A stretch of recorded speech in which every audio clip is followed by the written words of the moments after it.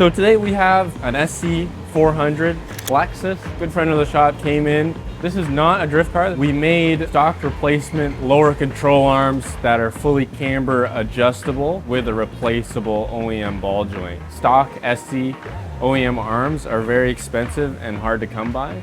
So our kit allows us to have a replaceable ball joint that is a lot cheaper than a full replacement OEM arm.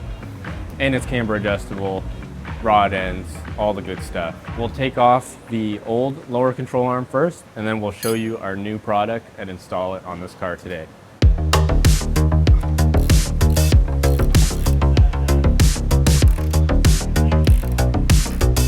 The ball joint is off the rockers.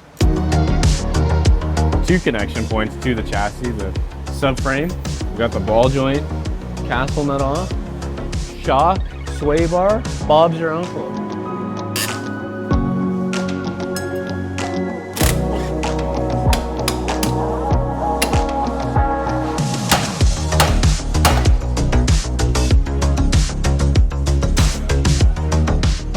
Okay, so that's the arm out now.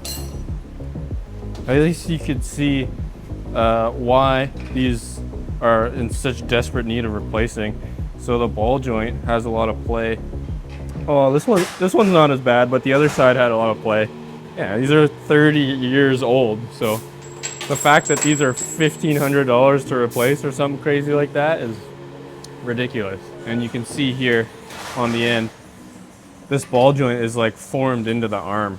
There's no way of pressing it out and replacing it. You have to actually buy a whole new arm. This is what we're working with, baby.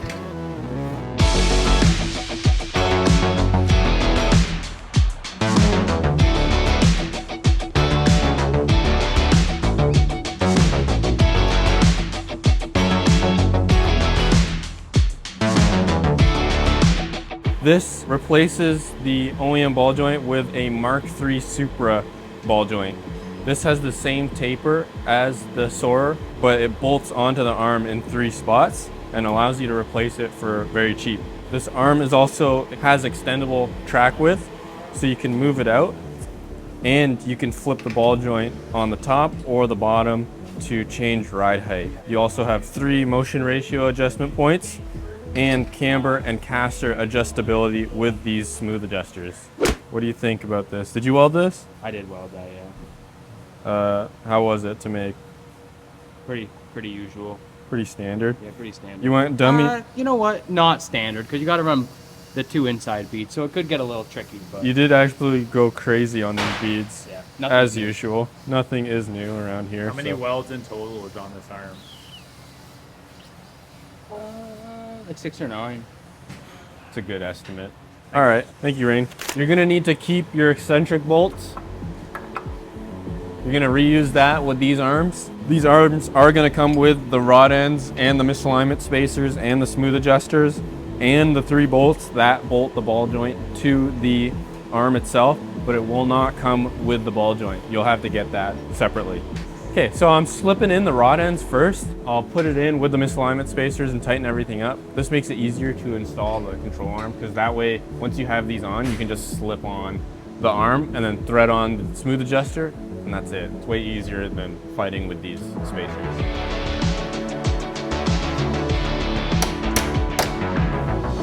Camera on me, okay? So we're putting in the ball joint.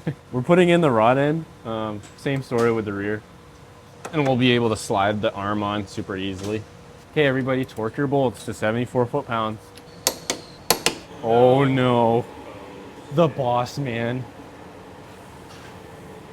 Why isn't this done yet? Okay, so we're installing the... Hey, look at me, focus on me. No more interruptions. Okay, so I'm gonna put this arm on now. As I said, we can put the rod ends on the car first and then slip it on and screw on the smooth adjuster. It makes it way easier to install that way.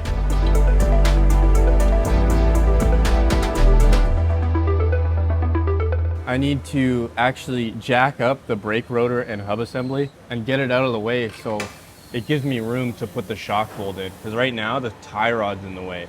I'll show you what I mean.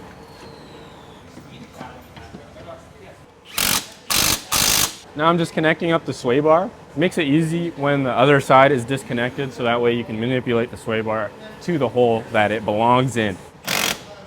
Okay, now I'm gonna connect the ball joint to the knuckle just by lowering my jack here onto the taper. Okay, so it's done. These are the SC300 or Supra lower control arm replacements. We have the MK3 factory ball joint. The reason that you need to use this ball joint or similar styles is because this ball joint was designed to take the spring pressure of the spring mounted to the lower control arm.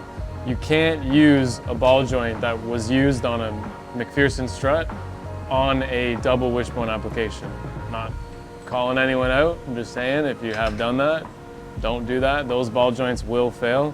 This one will not fail. It is designed for this. I know that Kyle probably lightly touched on a couple things, but we'll just look at everything. On here we have it's not a full slot, it's actually two holes just mounted closely together. They're 15 millimeters apart. So simply put, you could move this ball joint 15 millimeters out, give yourself probably up to -2 to 2.5, maybe 3 degrees of camber without changing the adjustments on the arm. Now, if you go to the arm, you have the ability to adjust an additional 20 millimeters. So overall, you could lengthen this arm 35 millimeters longer than the stock one, which would be ideal for kind of moderate drifting. If you had a modded knuckle or something, that's great. But the best benefit of this arm is that it's high clearance here, so we increase the wheel's clearance. The arm is stronger than factory. It's a direct replacement where you can match the factory length.